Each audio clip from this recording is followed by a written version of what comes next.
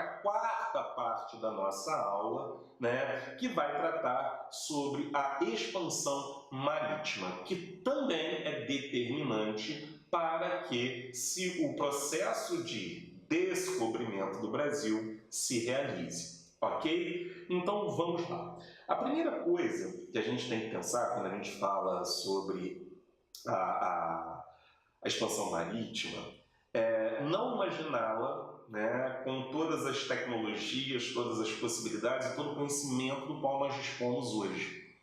Se você fala que vai fazer, por exemplo, que vai conhecer, né, a Europa e vai fazer isso com um cruzeiro, num navio, isso é uma questão hoje que demanda apenas que você tenha recursos econômicos para poder custear essa viagem. Cruzar um oceano hoje já não é mais assustador. Porém, quando nós falamos do início da Idade Moderna, é um processo extremamente perigoso, né? Uma vez que os mitos existentes, né, a visão de mundo que existia na época, produzida e protegida e muitas vezes até mesmo divulgada, né, em ampla escala pela Igreja Católica, era a de um misticismo muito grande. Por exemplo, a ideia de que ao final do oceano, né, quando se enxergava a linha do horizonte, a Terra, uma vez que fosse plana, e era isso que se acreditava na época, encontrava-se um abismo, onde as embarcações eram tragadas, né? É lamentável ainda, só um parêntese, por favor, que em pleno século XXI nós sejamos obrigados ainda a escutar pessoas que falam que a Terra é plana. Tá? Só um adendo, por favor. Continuando, durante esse período que a gente está falando do início da Idade Moderna, muitos desses mitos ainda existem. Muitas embarcações desapareceram nos oceanos, nos mares, durante aquele período, uma vez que as tecnologias não eram tão desenvolvidas, né? Mas todo esse processo de transformação pelo qual a sociedade europeia vinha passando, ele é determinante para que novas ferramentas, novas tecnologias de navegação surgissem e que permitissem ao homem europeu, aos poucos, ir cada vez mais adiante nesse encontro com o mar, rompendo com muitos desses mitos, rompendo com muito dessas histórias fantasiosas, né, que eram divulgadas naquele período. Ok? Então, nesse primeiro momento, que a gente tem que pensar isso. Era um risco muito grande para o navegador europeu que ele se lançasse ao mar em direção àquilo que ele desconhece. Na verdade, na nossa própria vida, se a gente para pensar, tudo aquilo que é novo, né, gera um certo receio na gente, um certo medo. Né?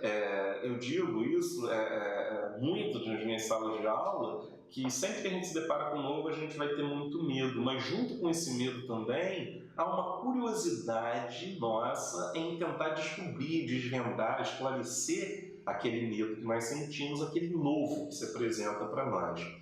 Mas eu não posso acreditar, por exemplo, que simplesmente esse desejo de conhecer o novo tenha sido o passo determinante, embora tenha sido importante, né, para que o homem europeu se lançasse em direção ao mar, enfrentando todos os riscos que essa empreitada oferecia. Né? Deve existir e existe outros fatores, né, que impulsionem esse homem em direção ao mar. E o principal deles são justamente os interesses econômicos que esse homem nutre na Europa durante esse período. Ou seja, a ideia de mundo mercantilista, a visão de mundo mercantilista, a mentalidade mercantilista, ela é determinante para que o homem europeu se lance em direção ao mar. Por quê, Marcelo? Voltamos um pouquinho no tempo ao movimento das cruzadas, né? Um dos resultados mais palpáveis das cruzadas, talvez um dos poucos, tenha sido justamente o estabelecimento de novas rotas comerciais com o Oriente. O contato entre essas culturas diferentes, a Europa e a cultura oriental, fez com que o europeu acabasse descobrindo produtos, né, que são os produtos que nós chamamos de especiarias, que vão ter um valor de mercado muito alto dentro da Europa. São produtos com valor muito caro justamente pela carência desses produtos dentro da Europa. E produtos que, de alguma forma, melhoram a qualidade de vida do europeu. Nós estamos falando, por exemplo, das porcelanas chinesas, das pérolas japonesas, dos tapetes persas, de diversos tipos de tempero, pimentas, noz moscada, cravo da Índia, tudo isso que servia de alguma forma para poder conservar mais os alimentos, dar mais sabor aos alimentos, o que para nós é fácil comprar na padaria, né? Hoje, ou em qualquer mercado que nós formos, nós vamos encontrar aqueles saquinhos lá com todos esses temperos, mas naquele período era uma especiaria bastante, era uma relíquia quase, né, que você tinha. Né? Não era todo mundo que tinha acesso a essas especiarias e por isso mesmo eram produtos bastante caros. E produtos que tinham seu preço elevado ainda mais pela forma como chegavam até a Europa. E é esse ponto importante que nós precisamos destacar aqui. Na verdade, os produtos eles saíam de diferentes regiões da Ásia, do mundo oriental, né, do que se chamava na Europa de Índias Orientais, e iam por rotas terrestres até a cidade de Constantinopla, onde hoje é Istambul, na Turquia. E dali, de Constantinopla, eles seguiam pelo mar Mediterrâneo até as cidades italianas de Gênova e Veneza, também Nápoles. Né? Então, há, na verdade, um monopólio de comércio por parte dos turcos italianos. Né? Esse monopólio turco-italiano, além de todos os outros impostos que eram agregados ao preço das especiarias ao longo do trajeto que ela percorria, encareceu muito o produto. Então, essa rota de comércio pelo Mediterrâneo, estabelecida já no movimento das cruzadas, ela faz com que o produto já chegue na Itália bem caro e, uma vez distribuído para o restante da Europa, ele aumente ainda mais os seus valores, chegando em regiões do norte da Europa, custando talvez 50 vezes mais do que o preço inicial que esse produto tinha quando ele sai da região onde foi produzido. Então, galera, uma primeira necessidade que a gente tem que pensar é que uma vez que a crise do século XIV afeta esse comércio europeu, consequentemente ela afeta também o consumo e o preço das especiarias. Era necessário no início do século XV, enquanto a burguesia começava a se reestruturar novamente no processo de ascensão, que encontrassem modos, né, mecanismos que facilitassem o transporte desses produtos até a Europa para encontrar um barateamento dos preços. E isso demanda especificamente encontrar novas rotas de comércio que não a rota de comércio pelo Mediterrâneo.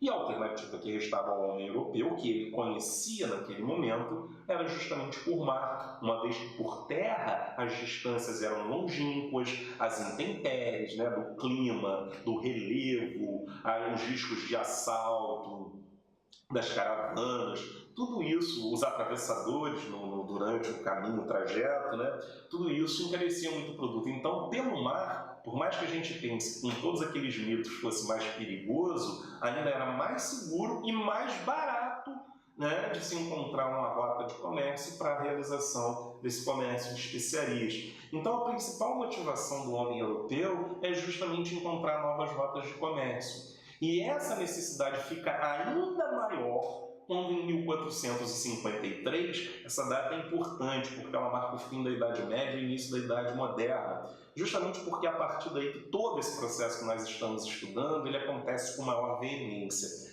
Né? A partir de 1453, a cidade de Constantinopla vai ser tomada pelos turco-otomanos, que vão interromper o comércio de especiarias com a Europa, fazendo com que os burgueses europeus perdessem lucratividade muito grande nos seus negócios.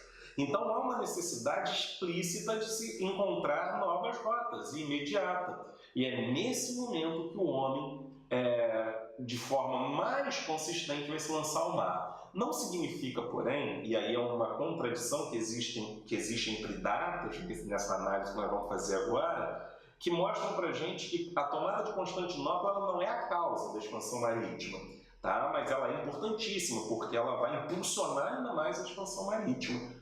Tá? Mas ela não pode ser determinada como a causa porque existe a data de 1415 que mostra que os portugueses já estavam no norte da África, na região de Ceuta. Então, se português já está, ou já se lançou ao mar em 1415, 1453 não pode ser a causa. Mas, sem sombra de dúvidas, que a tomada dos turco-otomanos da cidade de Constantinopla ela é determinante no impulsionamento da necessidade de se descobrir novas rotas. era se lançar ao mar ou perder negócios vultuosos dentro da Europa a nível de riquezas, o que a burguesia não estava disposta a fazer. Ao mesmo tempo, os estados nacionais que estão surgindo, junto com essa burguesia, também têm interesse no estabelecimento dessas novas rotas. E o motivo é muito claro, também a sede de riqueza provocada pelas necessidades ou pela mentalidade mercantilista do homem europeu daquele século XV e século XVI. Ok, galera? Então, nesse sentido, os primeiros povos a se lançar ao mar foram os portugueses. E isso é questão recorrente de vestibular. Por que Portugal foi o primeiro estado a se lançar ao mar? Por que o homem português foi o primeiro a se lançar ao mar? Por que o homem português e espanhol também foram os primeiros a se lançarem ao mar? A resposta nós encontramos em 4 pontos específicos. O primeiro deles é a localização geográfica favorável, e aí nós temos que destacar uma questão. Nós não estamos falando simplesmente que Portugal está na Península Ibérica, às portas do Atlântico, como muita gente fala. Se isso fosse uma verdade e fosse um fator determinante do pioneirismo português, a Inglaterra é uma ilha, a França tem um território gigantesco de litoral também voltado para o oceano, ou seja, os outros estados também possuíam essa característica. Quando nós falamos, então, da posição geográfica favorável de Portugal, na verdade, nós estamos falando da cidade de Lisboa, que durante muito tempo funcionou como um entreposto comercial entre o norte e o sul da Europa. Ou seja, as especiarias, o comércio com o Oriente, os produtos chegavam nas cidades italianas, os navios portugueses vinham pelo Mediterrâneo, compravam esses produtos dos italianos, iam até a cidade de Lisboa e de Lisboa promoviam a distribuição para o norte da Europa, o que acelerava o comércio, barateava o preço desses produtos. Se eles fossem comercializados por terra, seriam mais caros e demorariam mais a chegar nos seus pontos necessários. Ok, galera? Então, a posição geográfica da cidade de Lisboa, que fez com que uma burguesia crescente em Lisboa fosse extremamente determinante para incentivar o processo de expansão marítima. Ou seja, a burguesia de Lisboa já possuía riquezas que puderam posteriormente servir para as primeiras expedições na busca por novas rotas de comércio. O segundo fator, na verdade, já é o contato marítimo que o português tem com técnicas de navegação, ou seja, a experiência marítima do português. Aí sim nós falamos de uma característica bem portuguesa, porque a pesca do bacalhau é determinante para que essas técnicas de navegação fossem desenvolvidas com mais velocidade em Portugal. Para pescar o bacalhau, o português tinha que ir até o mar, ao alto mar, Então ele precisava dominar técnicas como outros navegadores de outros estados ainda não dominavam. Tá, ok? O terceiro ponto é a escola de Sagres.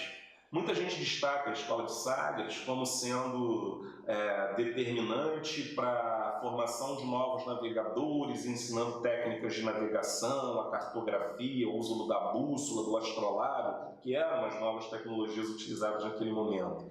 Mas muito mais do que isso, a escola de Sagres é determinante na formação das mentalidades dos conquistadores.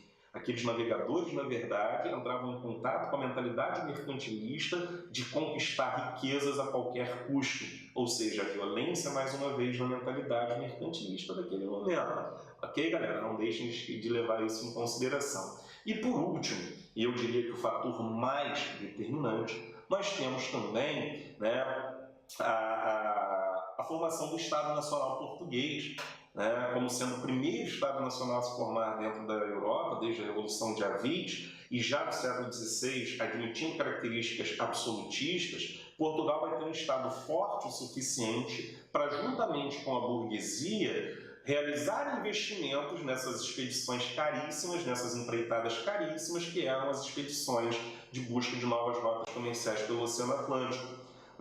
São 3 os financiadores básicos do processo de expansão marítima. Num primeiro momento, Estado e burguesia. Posteriormente, a descoberta da América, nós vamos ver que entra uma terceira força nesse movimento, que é a Igreja Católica, uma vez que ela estará passando por um processo de crise dentro da Europa com as reformas protestantes, e vê nos habitantes da América, chamados indígenas, um potencial fiel para os seus quadros religiosos. Então a igreja também, a partir do momento em que a América é descoberta, vai ser uma força nesse processo da expansão marítima, ok? Essa navegação portuguesa, ela se realiza inicialmente como uma navegação de cabotagem.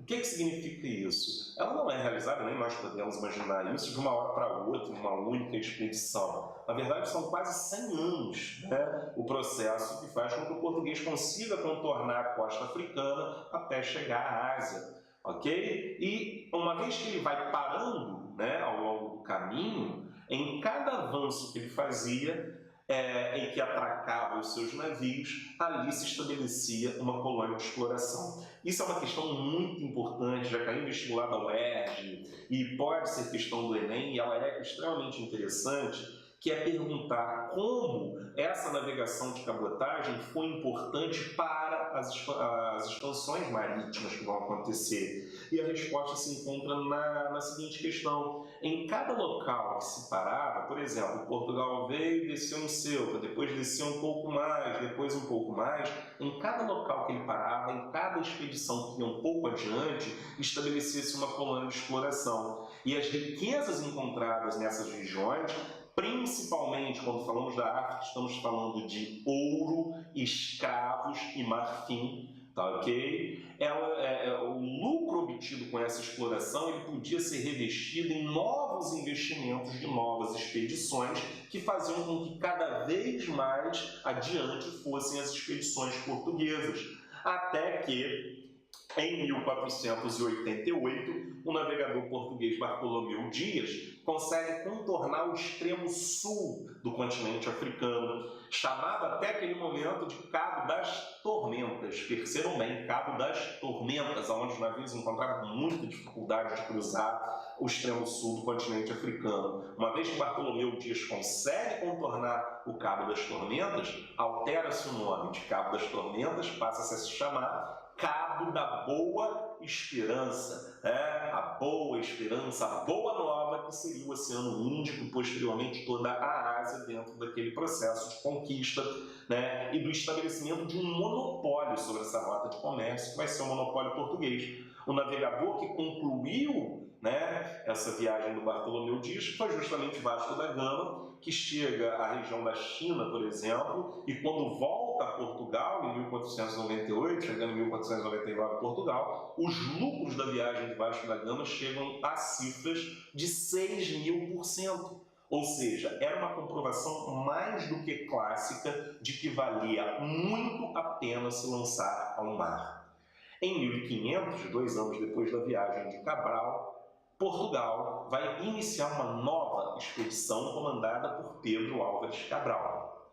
E aí nós chegamos no ponto determinante do início das nossas aulas e já estaríamos falando da nossa aula de número 3, que é a nossa próxima aula, que fala sobre a chegada de Cabral ao Brasil. Vamos ver que isso não acontece ao acaso, isso acontece com objetivos políticos e econômicos bem determinados por parte dos interesses portugueses. Então, galera, espero que vocês tenham gostado. É isso, até a próxima. Mais uma vez, eu peço a vocês que se inscrevam no canal, que curtam e compartilhem os vídeos nas suas redes sociais, as aulas, né, para que cada vez mais pessoas tenham acesso a esses vídeos, que não deixem de acessar ao nosso site. Acessem, por favor, galera, o site www.historiaemfoco.pro.br, porque lá no site, em uma das páginas, eu disponibilizo o material de apoio para essas aulas. Então você vai estar assistindo as minhas aulas, vai baixar esses materiais ou pegar os links desses materiais e fazer o download aí na sua casa e fazer a leitura complementar desses assuntos, porque ela vai te enriquecer muito mais a nível de conteúdo do que simplesmente a aula. Ok, galera? Então é isso, até a próxima e um grande abraço a todos vocês. Valeu, rapaziada!